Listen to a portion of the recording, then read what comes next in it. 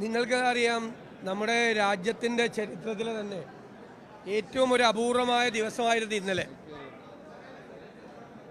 മഹാത്മാഗാന്ധി ശിവഗിരിയിൽ വന്ന് ശ്രീനാരായണ ഗുരുദേവനെ സന്ദർശിച്ച ശേഷമുള്ള 100ാമത്തെ വർഷം തികയുന്ന അതിമനോഹരമായൊരു മുഹൂർത്തമുള്ള ദിവസമായിരുന്നു.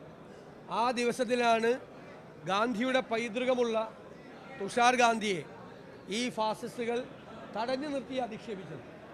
അവർ ഇന്നും അത് തുടരുകയാണ്. ഇത് ഏറ്റവും നിന്ദ്യമായ, ഏറ്റവും ക്രൂരമായ ഒരു നടപടിയാണ്. ഗാന്ധിയെ അപമാനിക്കുന്നതിന് തുല്യമാണ്.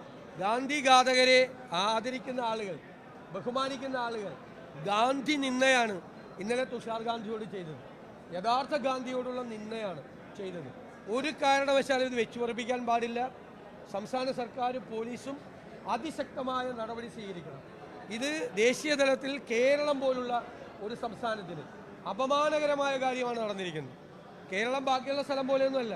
വ്യത്യസ്തമായ ഫാസിസ്റ്റ് വിരുദ്ധ ചിന്തകളുള്ള ഒരു സംസ്ഥാനമാണ് കേരളം. അവിടെ തുഷാർ ഗാന്ധിയെ പോലുള്ള ആ ഗാന്ധി പൈതൃകത്തിനുടമയായ ഒരാൾ ഒരു ചടങ്ങിൽ അദ്ദേഹം പറഞ്ഞതിൽ എന്ത് തെറ്റാണുള്ളത്?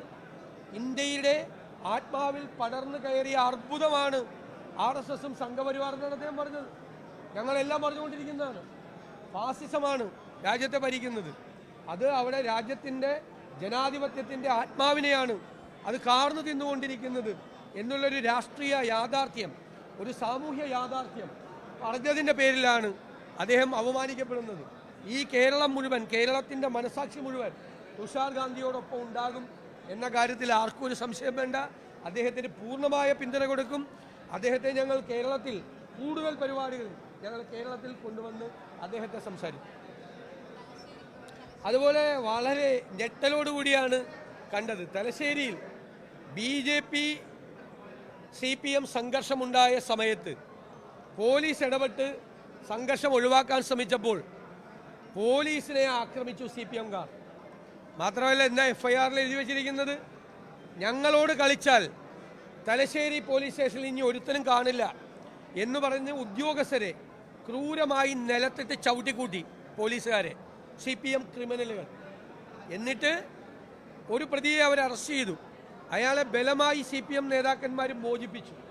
CPM ഗുണ്ടകൾ പറഞ്ഞതുപോലെ ഇന്നലെ 2 SIമാർക്കെതിരായി, ഒരു വനിതാ SI ഉൾപ്പെടെയുള്ള 2 SIമാർക്കെതിരായി കേസെടുത്തു. എന്തു പോലീസാണ് മിസ്റ്റർ പിണറായി വിജയൻ? നിങ്ങളുടെ പോലീസ്, നിങ്ങൾ ആഭ്യന്തരമന്ത്രിയായിരിക്കുന്ന ഈ പോലീസ് എടുത്ത കേസിൽ പ്രതികളായ ആളുകൾ ഈ പോലീസ്, നിങ്ങളുടെ പോലീസ് ഉദ്യോഗസ്ഥന്മാരെ ഭീഷണിപ്പെടുത്തിയതനുസരിച്ച് നിങ്ങൾ അവരെ സ്ഥലം മാറ്റി. അവിടെ നിന്ന് എന്ത് നീതിയാണ് കേരളത്തിൽ നടക്കുന്നത്? എന്ത് നീതി കേരളത്തിൽ ചെയ്യാൻ പറ്റും ഈ പോലീസിന്? പോലീസിൻ്റെ മുഴുവൻ ആത്മവീര്യവും തകർക്കുന്ന സംഭവമാണ് തലശ്ശേരിയിലുണ്ടായത്.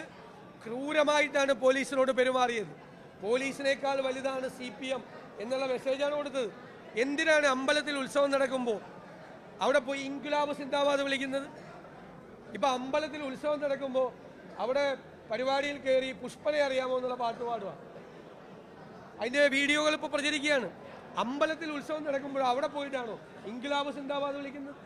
അവിടെ അക്രമം ഉണ്ടാകുമ്പോൾ പോലീസിനല്ലേ അക്രമം ഇല്ലാതാക്കേണ്ടത്? അവർ അറസ്റ്റ് ചെയ്തുകൊണ്ട് പോയ നേരത്തെ ഒരു പോലീസുകാരനെ ആക്രമിച്ച കേസിലെ പിടികിട്ടാപ്പുള്ളിയാണ് വീണ്ടും ഈ ആക്രമണത്തിലുള്ളത്. അയാളെ പിടിച്ച് പോലീസ് അറസ്റ്റ് ചെയ്ത് വണ്ടിയിൽ കയറ്റിയപ്പോഴാണ് CPM നേതാക്കൾ ഇറങ്ങി വന്ന് മോചിപ്പിച്ചത്. ഇത് സംസ്ഥാനത്തിൻ്റെ ഉടനീളം നടക്കുന്നു. SFI നേതാക്കൾ CPM പോലീസിനെ ആക്രമിക്കുന്നു. പോലീസ് പിടിച്ചുകൊണ്ടുപോയ ആളുകളെ പിടിച്ചുകൊണ്ടുപോകുന്നു, തിരിച്ചു പിടിച്ചുകൊണ്ടുപോകുന്നു.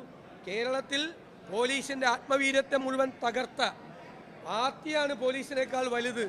പാർട്ടിയിലെ ക്രിമിനലുകളാണ് പിണറായി വിജയന് വലുത് എന്നുകൂടിയാണ് തെളിയിച്ചിരിക്കുന്നത്.